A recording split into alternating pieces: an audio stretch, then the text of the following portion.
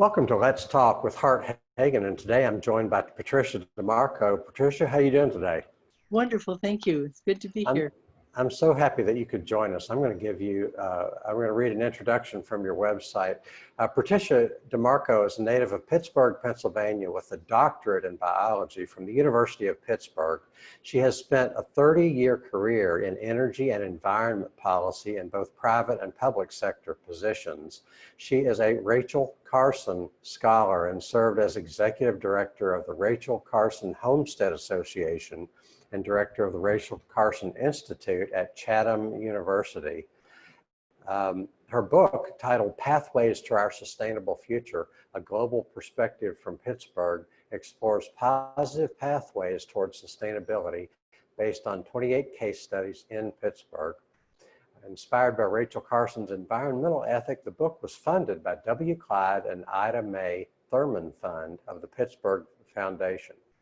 It was published in 2017 by University of Pittsburgh Press. You can find that at patriciamarco.com/book. So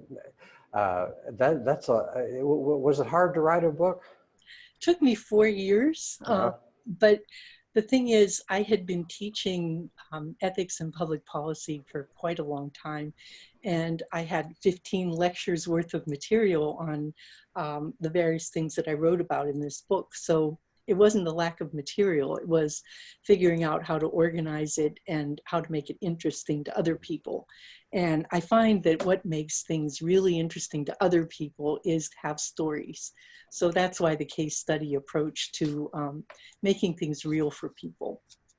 So you've spent a lot of time as a student of Rachel Carson, including executive director of, is it the Rachel Carson Foundation, Rachel Carson Homestead Foundation?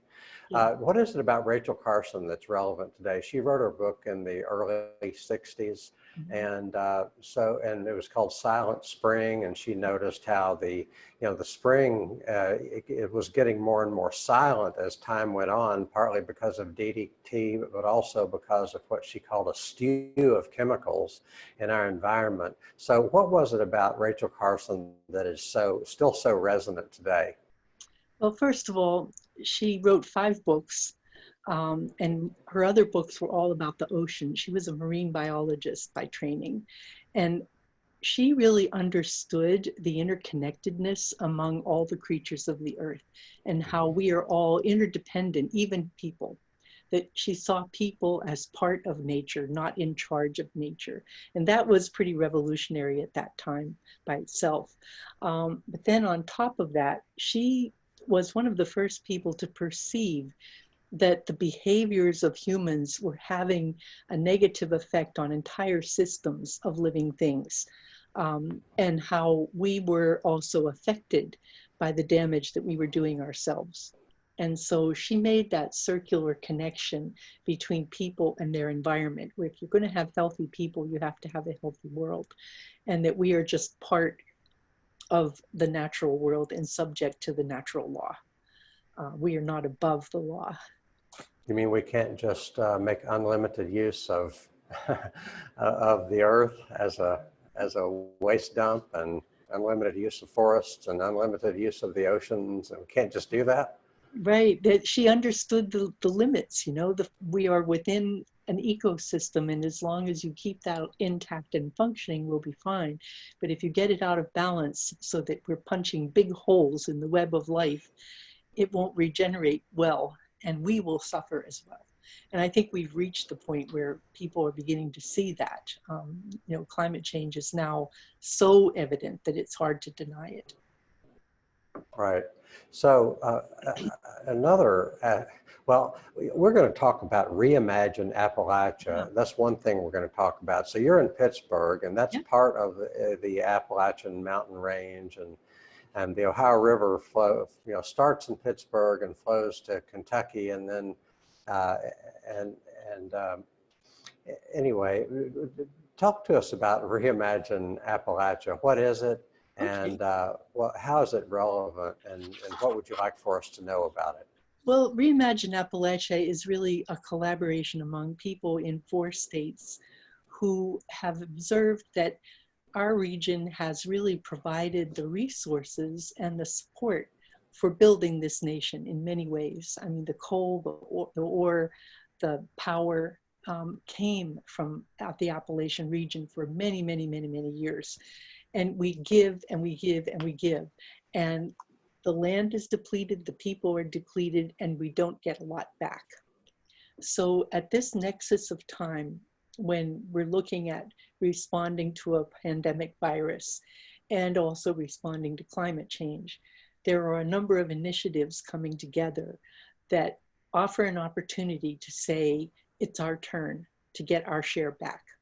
Right. And so that was kind of the genesis of the idea. And we had 2 convening sessions where we had keynote speakers and people came together to share ideas and get excited about taking control of our own fate and not listening to those who come in and say, yes, we're going to have another round of exploitation of all you guys and you're going to love it, right?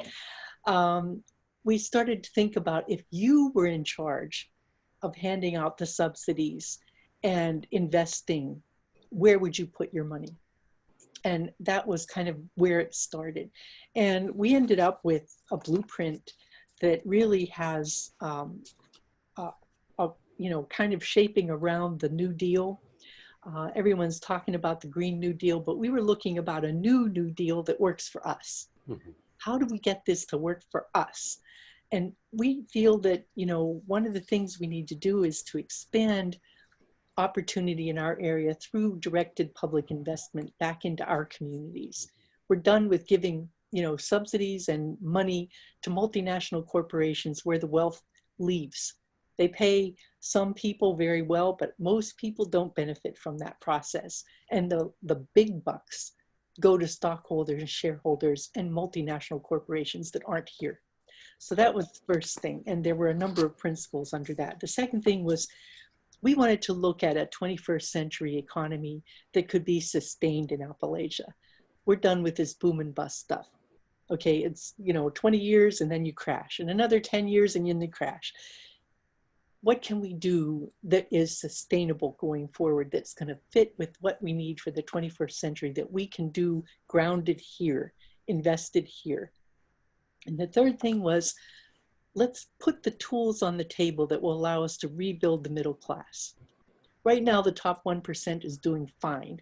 They've increased in wealth since the 1980s by about 247%. The middle 60%, that's most of us, has only increased in wealth over all that time by about 47%. And this is Congressional Budget Office data. This isn't Patty DeMarco making it up out of thin air. The middle class has been stagnant and suffering for a long, long time. And people are struggling hard to make ends meet, and we need to give people the tools to make the middle class strong and grow again. So those were the 3 main principles about Reimagine Appalachia. Well, isn't it the American way to let people keep the money that they earn? Sure, you can keep the money that you earn, but you can't stack the rules so that the 1% get most of it. That isn't fair either. Equal opportunity is equal opportunity for even those of us down here who are paying all the taxes and getting nothing back. Okay, so we really began to call it out that, the table is not level, and the rules of the game have favored the top wealthy so that money makes money. Look at what's going on right now. You have 4 million people out of work across this country. Wall Street's doing just fine. There's something wrong with that picture. You can't have the government micromanage everything. That's communism, right? Well, we're not asking them to micromanage it, but having a level playing field and putting the rules so that it's for the public interest, not the corporate interest, isn't communism. I mean, giving everybody a fair share and a fair way forward is the rules of the game. It's not saying you give handouts to people. We're not talking about, charity. We're talking about making it a level playing field so that you can get ahead. And when you make a wage, it's enough wage to live on to support your family and support your kids. That the education system is there for everybody, not just the rich. You shouldn't end up with your kids hundreds of thousands of dollars in debt just to get a college education. Okay, yeah, if you've got a trust fund and you're, endowed to Yale, fine. That's 1% of us. The rest of us, you know, I mean, I worked my way through college, you know, and I know what it takes to do that. But I didn't come out of college with a massive amount of debt, so that when I graduated, you know, I could start a family, I could have a house, Mhm. and I wasn't paying off my education loans until I was 40 something. You know, it isn't the way it was, you know, back in the day. Um, Well, you're talking about sustainable. You use the word sustainable yeah, several times, and the sustainable 21st century economy. So, what you know, when I hear sustainable, one thing that I might think, if I'm not don't particularly identify as an environmentalist, when I hear sustainable, I think, well, you know, you recycle when you can. You try not to drive more than you have to. You try to, you know, not to buy uh, all the stuff that might put a big burden on the environment. But as soon as you do some of that, you're kind of worn out. I mean, sustainable can sound like, oh, that's just gonna have us scurrying around, and what good's it gonna do me? You know, what good's it gonna do my kids? And besides, don't you have to, you know, isn't some pollution the price of progress? hmm. Well, you think about sustainability this way. You think about the things that you need to have society work. You need to have a stable economy. You need to have a stable social structure, and you need to have an environment that supports life, right? Mm-hmm. When those three things are in balance, you can go forward and things are in a sustainable mode. The Brundtland Commission definition of sustainability is the one I find the most acceptable. It says that you want to meet the needs of the needs of the present, without compromising the ability of future generations to meet their own needs. Mm-hmm. And if everyone on the planet lived the way Americans do today, Mm-hmm. it would take 5.5 planets. And that is not a situation that can be sustained going forward. And if you look at things like our standard of living compared to people in France or Germany or England, we use about 6 times more resources per person than a person in Europe. Now, we're not talking about going back to the caveman dark ages days. I've had a lot of people accuse me of that. You want to go back to the dark age? Mm-hmm. No, what we need to do is to be more realistic about what, and you know, you look at people, you know, they're not happy. They're chasing stuff and chasing stuff and chasing stuff, and you get more and more and more stuff. I mean, once you got 1 bathroom per bedroom, how many bathrooms do you need, right? Mm-hmm. These ensuite things, these McMansion things, I don't want to clean that, you know? So you think about what people really need to be happy. And I like to go back to the words of Yeah. Dana Meadows. And she says, people don't need enormous cars, they need respect. They don't need a closet full of clothes. They need to feel attractive, and they need excitement, variety, and beauty. Mm-hmm. People need identity, community, challenge, acknowledgement, love, and joy. To try to fill these needs with material things is to set up an unquenchable appetite for false solutions to real and never satisfied problems. So what you look at when you're looking at sustainability is meeting the needs of people within the resources that we have. And that means that some of the systems that we have come to rely on are extremely wasteful in their inherent nature. So if you look at our energy situation as an example, the biggest contributions to climate change gases and to pollution are the generating of electricity and the internal combustion engine for vehicles, right? So the generation of electricity by the Rankine steam cycle, by its very nature, only converts 1/3 of the fuel value of the coal or gas or oil or nuclear power to electricity that you can use to do work. 2/3 goes right out the chimney. And that's the thermodynamics of that process. Mm-hmm. For the internal combustion engine, it's even worse. Only 20% of the fuel you put in your tank goes to forward motion of the vehicle. All the rest goes out the tailpipe.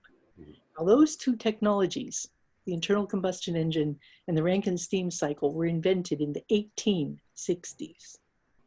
It's time to update this.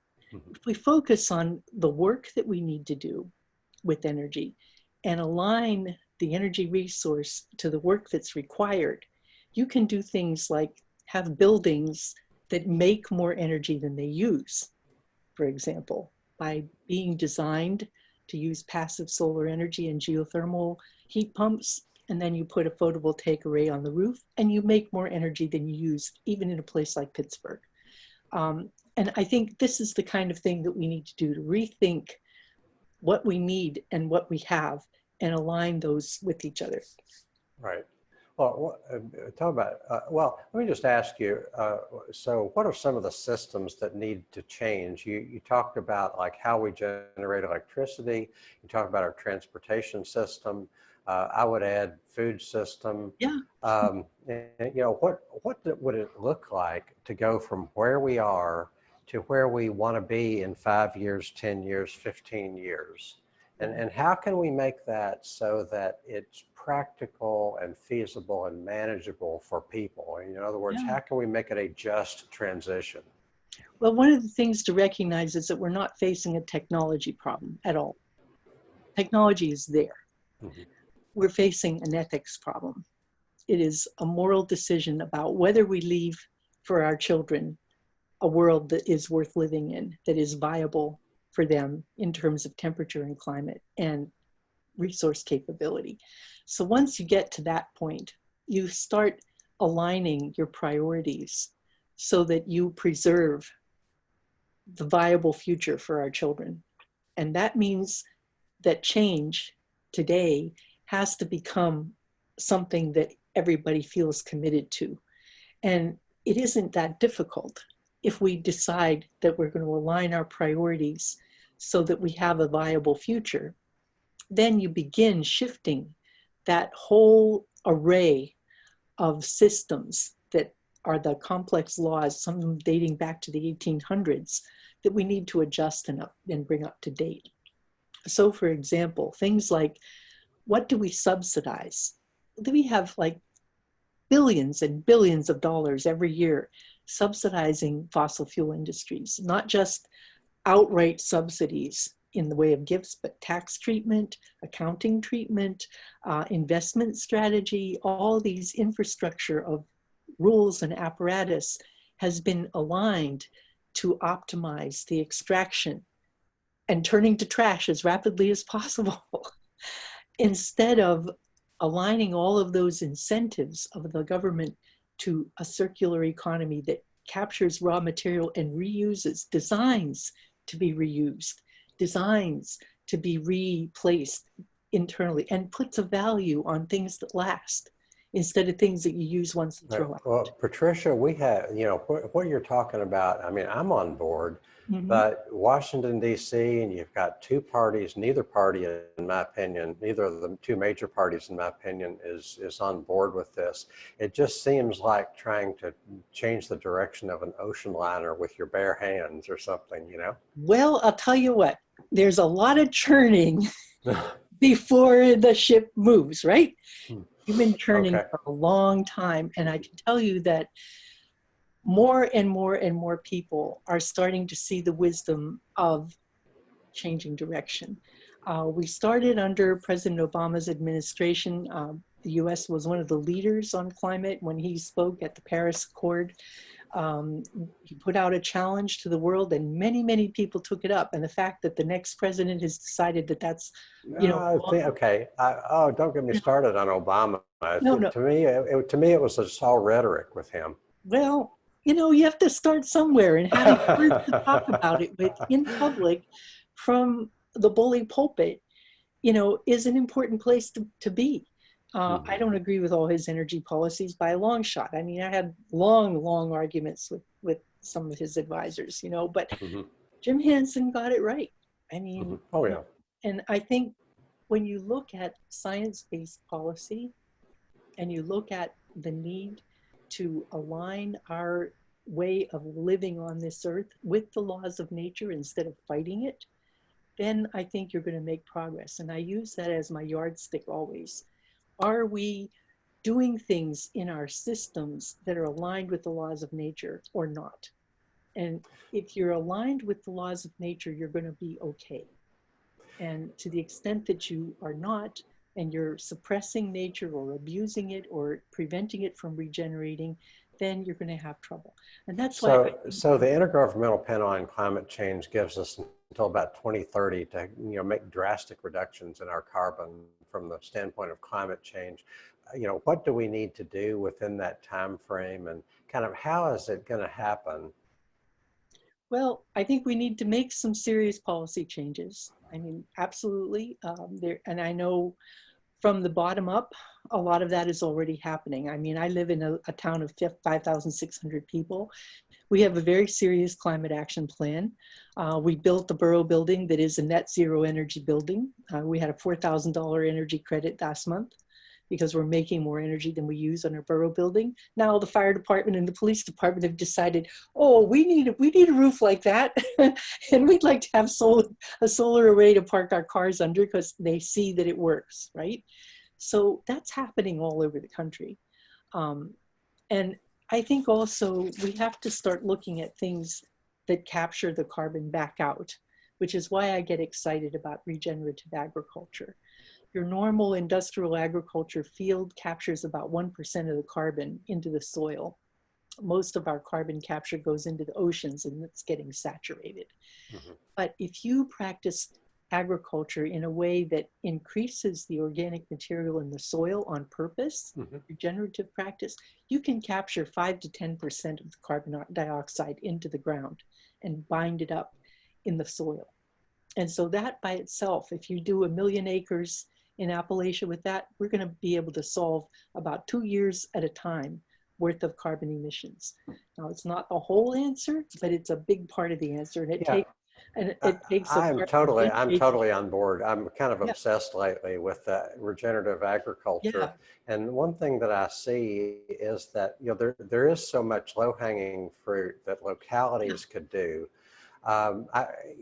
It frustrates me that that people have to worry about their health care, for one thing. We need Medicare for all so that people can be more bold about becoming self-employed and that kind of thing, and not be so tied to a full-time job, which is probably contributing to an entirely unsustainable industry. But you're telling me that the way we do agriculture could capture carbon. How does that work? How does that work? The carbon cycle is circular, and the living part of the carbon cycle is always in balance, because when you breathe in, you take in the oxygen and you breathe out carbon dioxide. And the plants do the reverse. They take in carbon dioxide and release oxygen. And when they take in carbon dioxide and the action of sunlight and minerals and water, they bind that carbon dioxide into starches and sugars and wood. And so when you have trees, that's carbon dioxide that's been put into a chemical compound that doesn't go back to CO2 right away. So you kind of slow down that whole thing. So we need more perennials and less annuals. That's grass is a perennial, and trees trees and bushes, and a multi-layered system. Agroforestry, multi-layered. You have your grasses, you have your bushes, you have your short trees and your tall trees. Some of those trees could be bearing fruit and nuts. Some trees could provide some a measure of fuel. The trees can be chipped up and used as bedding for animals, and when that gets mixed in with their manure, you have a nice compost. Yeah, so that enriches the soil, it captures it in the ground. But the reason we're tipping it out of balance is that we're taking material that was in that carbon cycle millions of years ago and sequestered into the ground in the form of oil, gas, and coal, and we're reversing in decades processes that took millions of years. Right. So that's where we're out of balance. So we've got to stop burning the fossil stuff and start living within the regenerative carbon cycle, and then we'll be fine. So, I think there is so much opportunity in regenerative agriculture, for one, not just for carbon capture, not just for food production, but also, agriculture need not be the enemy of wildlife. It is, absolutely, but it need not be the enemy of wildlife. And I'm concerned about people who seem to think that we can keep our energy usage level, but just convert to solar, and we're going to ignore the impact of the manufacture of solar panels. We're going to ignore ignore the labor practices that are involved with solar panels. We're going to ignore how many miles it took to transport the solar panels. And to me, yes, let's intelligently convert to solar, but if we can do all of that, but if we're still driving around with as many, you can take all the cars and convert them to electric, but if you don't address agriculture and we're still using as much energy, then it doesn't matter how much solar you have, in my opinion. Yeah. Well, you need to look at systems together. Right. It's like Rachel Carson said, it's all interconnected. You have to move the whole system kind of together. And that's one of the reasons it makes it so difficult. But I think one of the exciting parts of this is the agriculture piece, because when you do regenerative agriculture. Now, the Rodale Institute, for example, has studied this for decades and decades. Okay, it's more labor intensive. Well, what's so bad about putting farmers back on the land? Okay, right, exactly. Having people live on the land, that makes your rural communities more vibrant. And this migration to the city is completely artificial. We need to migrate the other direction. Exactly. We've delegated our agricultural task to chemicals and machinery, and we need to stop. Exactly. You can't, machinery and chemicals cannot do the work of humans. And for that matter, they can, but they don't give you as nourishing a result, and they kill the earth. Oh, yeah. So the other thing that I think is really important to recognize there is that a lot of our states that are heavily dependent on agriculture for production, they're also food deserts for the people. Yeah, right. Irony. So one of the parts of the Reimagine Appalachia is actually restoring sustainable agriculture practices to these 4 states. I mean, can we say Cheetos is not a food group? Can we say potato chips is not a food group? Anyway, I'm sorry, I'm interrupting you too much. But the main thing is that I think to get people more connected to the land, connect the cities with the rural areas. Like, for example, I belong to a community-supported agriculture farm. Patricia's Organic Family Farm is up in Rochester, PA, which is about maybe 80 miles north of me. But every week, from April through November, I get fresh vegetables. And I pay every month a certain amount. It's not a lot. And I get wonderful stuff. It's more than I can use myself, so I share it with my family. And they serve 200 people from their farm in the city. Okay, so there's a connection between the rural areas and the city areas. And, we in this area, Appalachia, when you look at the future climate maps, we are in the very fortunate condition of likely to have water, fresh water falling. We're not going to become a desert, which is rolling towards us across the plains, across the is currently our breadbasket. So preserving fertile ground here for food, for forestry, for that living system that is our life support, we are in a position where that should be the primary priority. Never mind paving it, never mind blasting off the tops of mountains to get ores, never mind cutting down forests to put up drill pads. It's a total disaster in terms of what we need for our future. And so if we can reshape the priorities that are important to people, to put a priority on preserving what it is that we need for our life support, it's fresh water, clean air, fertile ground, and the biodiversity of species on which we all depend for our life. Those are the gifts of the living earth that we cannot do without. But isn't it capital that creates wealth? Depends on how you define wealth. Okay. And how you, how you define capital. Well, and I lived for 10 years in Alaska, and I'll tell you, there are communities that are not a cash-based community at all. They live on what they can glean from the land or grow, and they make most of what they use, and they pass things on from one generation to the next. And, they're happy. They don't seem to need the plethora of stuff that it takes to make the average America think they're okay.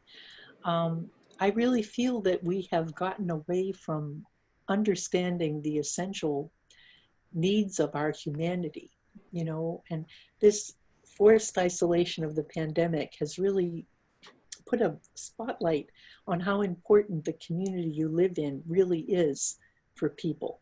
Mm-hmm. When you're in a pandemic situation, you can't go off to meetings, you don't go out to work. The people that matter are the people you see every day, your neighbors who keep track of whether you're okay, the people you see walking your dogs. We live in a world where we don't get to decide what we want and need. Somebody decides that for us. If we would back up and say, what do people want and need? Yeah. We want health, we want vitality, we want family, we want community. And people, but we live in this world where what we really want is protection from terrorism, fraudulent nonsense like that. Yeah. Well, I think, there's a number of people on my street who have little children, and they're really terrified about sending them to school for the first time right now. So they're talking about sort of homeschooling, but feeling like they want their neighbors to participate because they feel limited in what they can offer. So all summer, I've been doing natural history class in my backyard for the little 6 and 7 and 5-year-olds in my neighborhood. And there are only 4 of them, but they've all kind of isolated. So they're all co-isolated together, all of us. Right. But okay, I have a fish pond and I have banded birds in my yard because we're in the neighborhood nest watch program. So I've had these little kids. I mean, we're watching the monarch caterpillars get bigger. We found the baby praying mantises that they saw the chrysalis for all winter. And they're starting to get connected to the natural world. Little kids are fascinated with bugs. They love bugs. Oh, yeah. You can get them. They listened for the katydids, and so we tracked down a katydid, and I showed them. There's so much education in that. I mean, that compared with not that our traditional K through 12 education has no value, because it does, but there's so much that gets missed, and there's so much that could be learned and experienced in the type of nature education that you're talking about, in the type of experiential education like through small organic farms, etc. So I applaud that. Yeah. For what it's worth, you've got my support.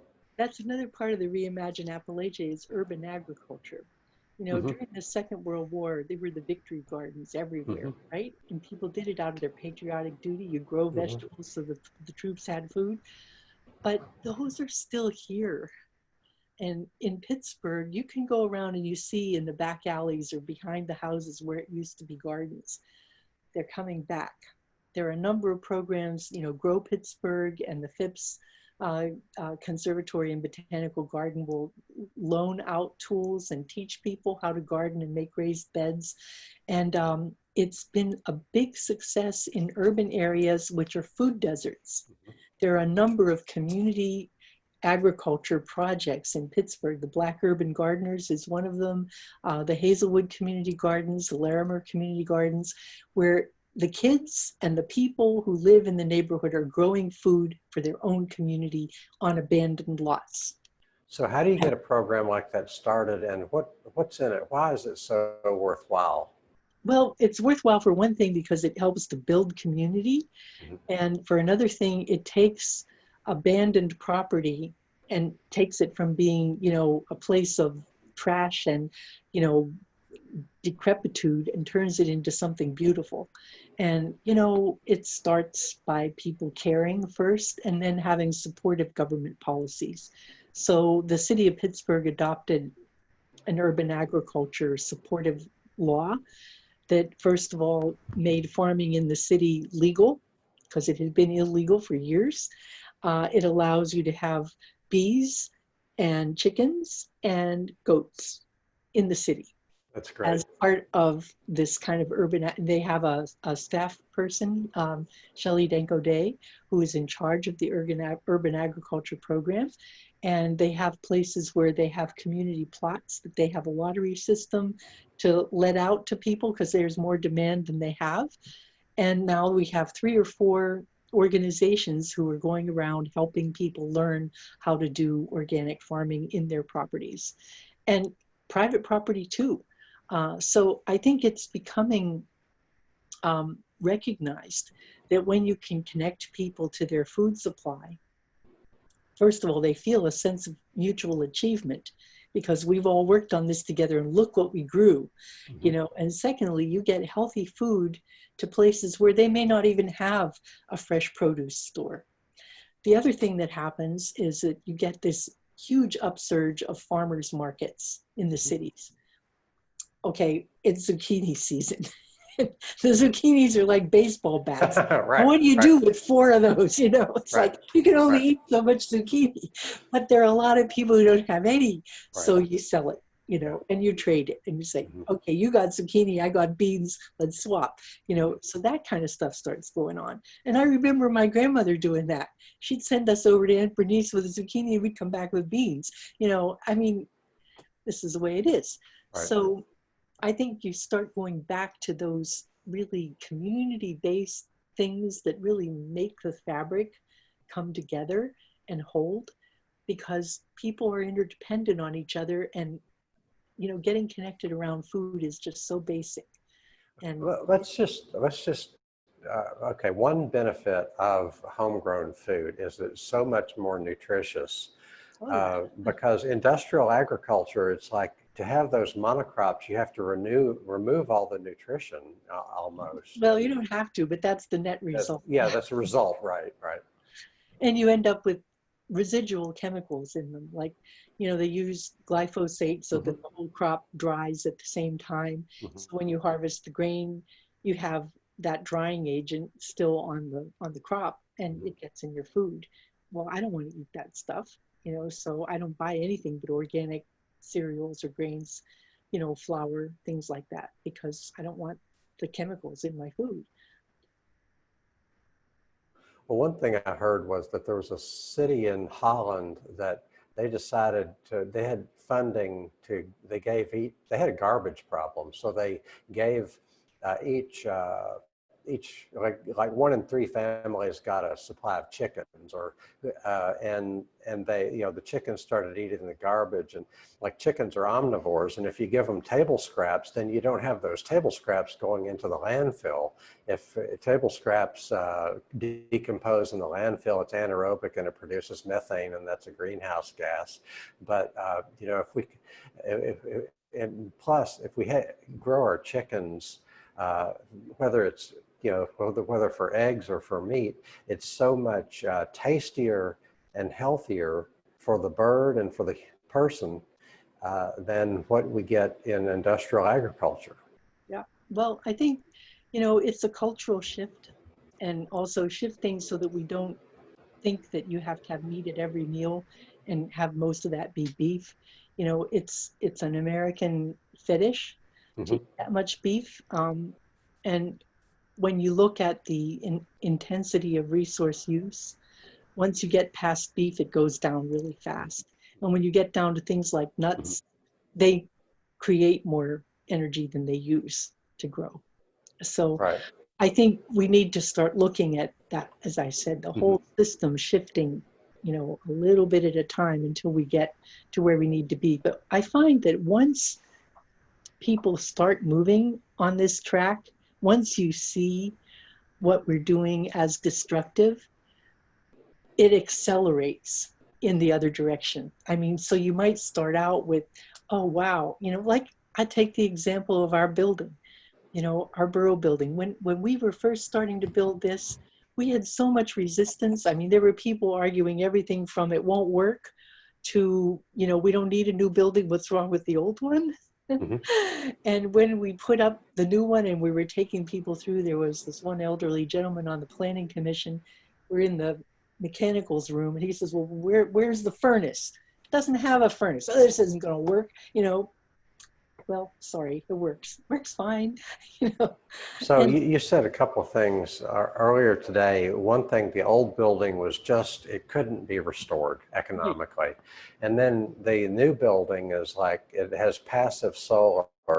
And so if you have passive solar and maybe a little bit of geothermal, then do you have to supplement that with electric heating? what we have is the building was tilted on the lot, which took 3 zoning variances so that the widest roof faced south.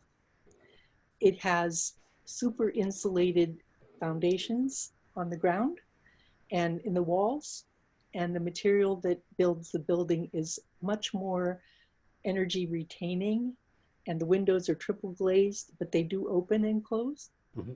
And then we have intended initially to have 12 250-foot geothermal heat pump tubes. Well, they hit the coal mine when they did the test bore at 95 feet. So we ended up with 39 geothermal wells in a little array. Mhm. And that is circulating a glycol-based liquid with a heat exchanger and then a forced air system with either heating or cooling. So it either goes into the ground or out of the ground, depending on whether So it's the cooling is also a geothermal process? That's awesome, because I was going to ask about air conditioning. I was the going to heat say, pump. do we Yeah. need to ease up on our air conditioning? Nope, the whole system, depending on whether it's winter or summer. And then the plug load, okay, so all the equipment, the lights, the machinery in the building, the communications equipment, the police surveillance equipment, all of that is powered by the solar photovoltaic array, Mhm. as well as the hot water. And it was designed, you know, the Well, architects designed the system to be mhm. balanced so that those number of heat pumps would take care of the air exchanges. And we have the library, the community room, the borough council, administrative offices, and the police department in that one building. Wow. And it replaced 2 buildings that we'd had before. And it's all one floor, so it's ADA accessible in all locations. And it has, you know, security and everything. It has an indoor street so that when you come in, the library and the community room and the council room and the restrooms are all like along a street, and there's all windows along that wall. And the passive solar design makes it very comfortable. It's light and airy, and you have views out all of the windows of the gardens. We planted rain gardens and a special water recollection system. So what comes off the roof goes into a pebbled base around the building with wells in it, so that when you get a heavy rain, instead of having it wash off into the street, you know, down the gutters, it goes into those wells and sinks into the ground gradually over 48 hours. And sometimes we get a pond in the middle of the parking lot. All the parking lots drain into that central rain garden. And sometimes it floods. And we even got ducks in there for a while one time, but it sinks into the ground instead of going into the sewer. So it has water management as well on that same site. And That's great. One limitation with rain gardens or with rain barrels is that they don't have enough capacity. And you're saying that this has the capacity to yeah, hold all because the it's water of the designed to flood. rainfall. Right, Mhm. exactly. Yeah, we built it, and we've had, you know, as I said, we had one point where the standing water was there long enough, the ducks came, but eventually it went down and the plants are Yeah, fine. that's important with climate change, because what we're going to have is rainfall that's possibly less frequent and more volume of rain, less Right, frequent intervals. And to be successful with that, we have to manage the water. We have right, to manage the rainfall somehow. right. So what's happened is a lot of people have decided to put rain gardens into their properties, in addition to the rain barrel, which is marginally useful because once it fills up, it just overflows. We put one in our backyard, and a place that had always had the water coming into the basement has been dry ever since. Oh, Because now all of that water that comes down the hill goes into the pond, to the rain mhm. garden, and it doesn't go into the basement. So it really Well, works. farmers like, I get a lot of my information about farming from Joel Salatin and Mark Shepard, and both of them say that, you know, managing your water is is vital. I mean, water, you can, Mark Shepard says you can grow stuff in rock just so you have water. And then over the course of time, your perennials are going to take the rock and turn it into soil. Right. And if you don't manage your water correctly, it doesn't matter how fertile your soil is. Right. Unless you want to, you can irrigation, fine. Maybe you need to do some irrigation, but if you want to manage rainfall, we gotta manage rainfall going forward. And it sounds like you have a wonderful system for that. And this is the kind of thing that by design, if you do this with every new building or every new commercial installation, you could actually transform our energy demand for buildings really quickly, And what I'm struggling with now is, as we're doing our climate plan for our town, is that most of the residences are built in the 30s and 40s. And they're heated with gas, and converting them over to something different is going to take some investment. And a lot of the people that live in these places are either retired or they've paid off their mortgage. They're not in a position to make that kind of investment. So this is the point where federal policy can come in and say, okay, we can give you a tax credit, we can give you an incentive, we can give you a grant, we can give you a low interest loan, revolving loan. And this is where the policy can accelerate those transitions. And it makes a tremendous amount of jobs for— Well, don't you know the purpose of federal policy is to enrich the bankers? I'm not quite that cynical. That's the net effect right now, but it doesn't have to be. Okay, and I think once we what brought that to mind is just that, what you're talking about is perfectly doable. And it's just a question of, in the 2008 downturn, a lot of people lost their homes, their pensions, their jobs, and the bankers got richer. And you can take, the money is there. The money is there. And you're talking about something that's going to create a lot of jobs. And it doesn't have to just be, it can be working class jobs and also, jobs for architects and city planners and that kind of thing, if there's the will to do it. We've just taken trillions of dollars and thrown it down a rat hole. We've taken trillions of dollars and thrown it at Wall Street. The money's there. Exactly. And I think we've proven again and again that giving money to Wall Street, to the top corporations, it doesn't trickle down. It goes to their stockholders and it pads their back pocket. But if you give money to businesses to stay in business, or to entrepreneurs, or to people to improve their own communities, I can give you a list, and I'm sure every town in this city, in this country, can give you a list of projects they would like to invest in if they just had it. And we're a AA bond rated town in our town, but everyone isn't that lucky.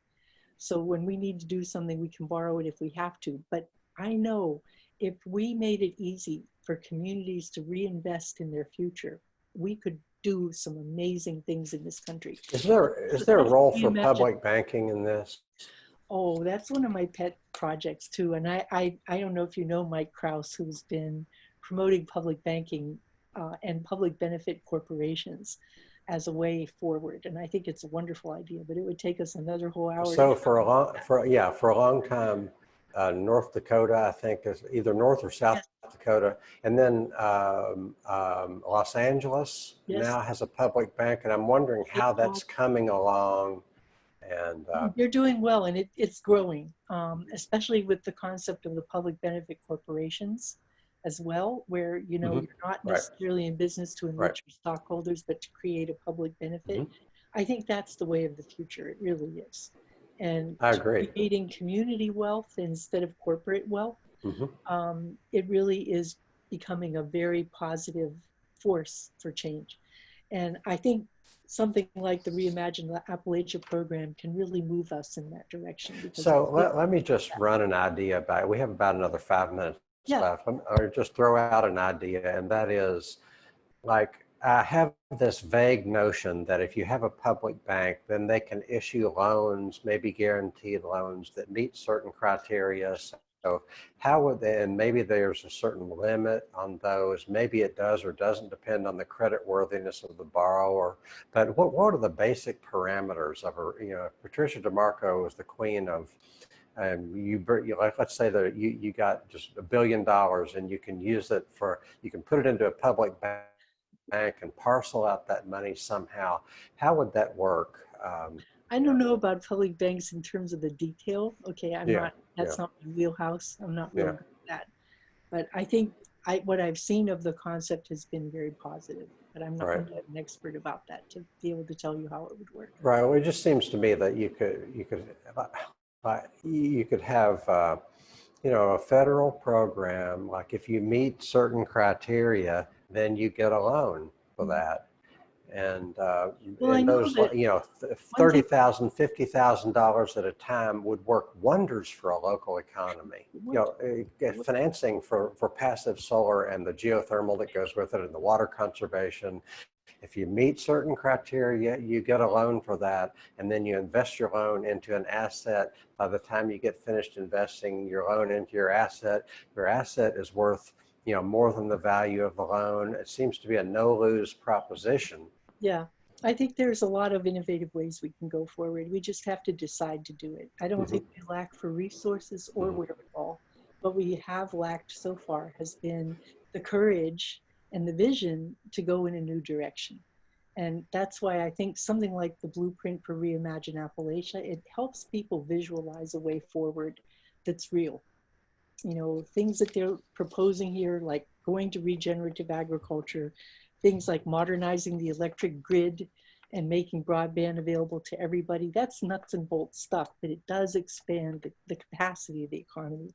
And growing manufacturing locally instead of shipping it all overseas, to do things like make our own solar systems, make our Yeah. own wind systems, and make them with labor laws that protect people.